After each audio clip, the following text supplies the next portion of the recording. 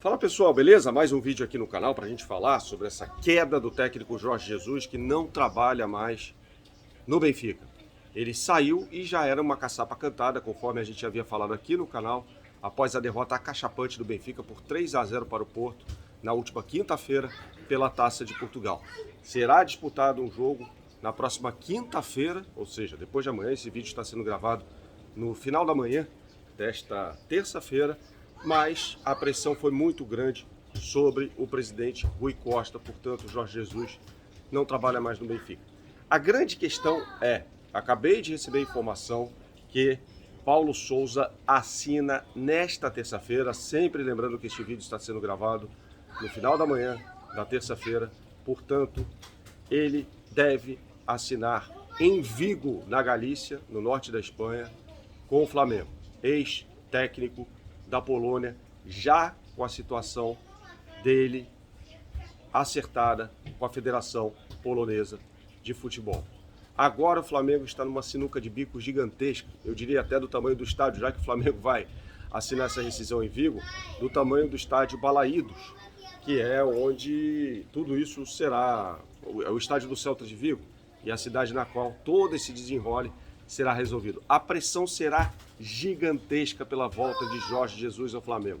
Vale lembrar que Jorge Jesus foi o plano A da equipe, o tempo todo, foi o plano A da equipe, e o Flamengo cansou de esperar. Poderia ter pagado a multa rescisória? Na minha opinião, sim, eu sempre falei sobre isso. É uma multa rescisória que paulatinamente vai caindo. Estava no valor de 6 milhões de euros e foi para 2 milhões e meio de euros. Na verdade, vai para 2, iria para 2 milhões de euros, na verdade, na próxima quinta-feira. O Flamengo tinha dinheiro para isso. Por que não pagou essa multa? Por que não esperou um pouco mais? E aí, vários companheiros, né, falavam assim, não, que vai ser perigoso o Jorge Jesus voltar ao Flamengo. Por que perigoso? Ah, ele não vai conseguir repetir o que ele fez em 2019. Provável que não, até. Foi um técnico que ganhou mais títulos do que teve derrotas. 5 títulos conquistados no período de um ano, com apenas 4 derrotas. E aí falou-se muita bobagem, né, sobre perigoso, o dia da marmota e outros quitais aí que são desnecessários, né, de serem reproduzidos aqui no canal. Mas assim, independentemente de realizar aquilo que já realizou no Flamengo, Jorge Jesus é um baita, um técnico para os padrões do futebol brasileiro. Portanto, era óbvio que a demissão era uma questão de tempo e que o Flamengo poderia dar o bote. Todo o plano foi em cima disso. Paulo Sousa vai chegar com uma sombra gigantesca, porque o Jorge Jesus finalmente ficou livre. Faz 1 ano e meio que a torcida do Flamengo espera por essa notícia. A notícia foi confirmada, a gente pôde apurar diretamente de Portugal. Assim como a gente apura e garante para você que o contrato com Paulo Sousa não está assinado. O acordo está acertado, né? Salário, multa rescisória com a Federação Polonesa de Futebol, tudo certo. No entanto, falta ainda a assinatura do contrato. O Flamengo vai bancar Paulo Sousa? Paulo Sousa encantou, a gente trouxe a informação aqui em primeira mão no canal, a dupla de dirigentes do Flamengo, Marcos Braz e Bruno Spindel, ambos em missão na Península Ibérica. E a primeira reunião, logo no domingo, foi alinhavada por Hugo Cajuda, empresário. A gente vai falar sobre ele para você agora. Quem é Hugo Cajuda? Empresário de Abel Ferreira, Ricardo Sapinto, que foi técnico do Vasco em 2020 e também empresário de Paulo Sousa. Como é que Hugo Cajuda chegou ao Flamengo? Ele é muito bem relacionado com Bruno Macedo. Quem é Bruno Macedo? Empresário de Jorge Jesus, empresário de Carlos Carvalhal. Foi com quem a direção, os 2 diretores já citados aqui do Flamengo, tiveram a primeira reunião para tentar contratar um técnico. Então a conexão foi feita entre Bruno Macedo, Hugo Cajuda, que é muito bem relacionado na Europa, e aí Paulo Sousa chegou. Quem foram os técnicos que se reuniram com o Flamengo? Paulo Sousa, Rui Vitória, foram os primeiros. Rui Vitória, péssimo treinador, demitido no Spartak, não chegou a completar uma temporada, tomou de 7 do Zenit. Ah, Bernardo, mas é o Spartak de Moscou. O Spartak, para você ter uma ideia, é uma espécie de Flamengo, Corinthians da Rússia, tá? É um time sediado em Moscou que tem como grande rival o CSKA. O Lokomotiv também é um time muito grande da capital russa, né? Mas o principal é o Spartak. E ele foi engolido por Jorge Jesus quando o Benfica eliminou o Spartak na fase prévia da UEFA Champions League. Ali deu para ver bem que é Rui Vitória. Ora, Bernardo, e Paulo Souza?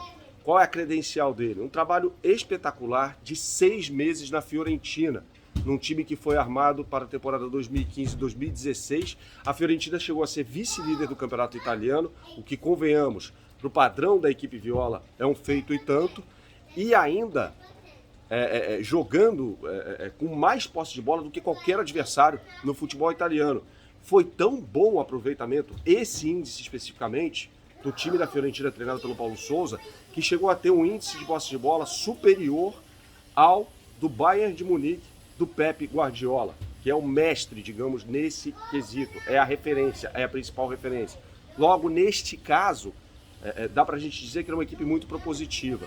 E aí, conforme Rui Malheiro, que foi analista de desempenho da equipe do Paulo Souza durante 7 anos e revelou aqui na live, ele dá um passo errado na carreira. Errado eu não posso dizer. Por que ele vai para a China? Por que para o Tianjin Quanjian? Ele precisava manter o seu staff de 6 profissionais. 2 auxiliares, 2 preparadores físicos, 1 preparador de goleiros e um italiano, que é o analista de desempenho dele. Para manter essa equipe, ele aceita a proposta do Tianjin Quanjian e quando volta para a Europa, volta numa liga forte, a Ligue 1. Mas aí assume um time cuja pretensão era exclusivamente escapar do rebaixamento. O Bordeaux, ele leva o Bordeaux à 12ª colocação e aí entra na grande roubada que eu acho da carreira dele. Vou falar, você pode falar assim, não, mas treinou o Videoton na Hungria, treinou time em Israel. Foi uma proposta que ele teve de carreira para ganhar campeonatos nacionais. Isso foi explicado pelo Rui Malheiro também aqui nesta live, né? Você acompanhou na semana passada, faz exatamente uma semana aqui no canal. Então o movimento foi esse. Ele volta para a Europa para tentar livrar o Bordeaux e aí cai na roubada de dirigir a seleção da Polônia.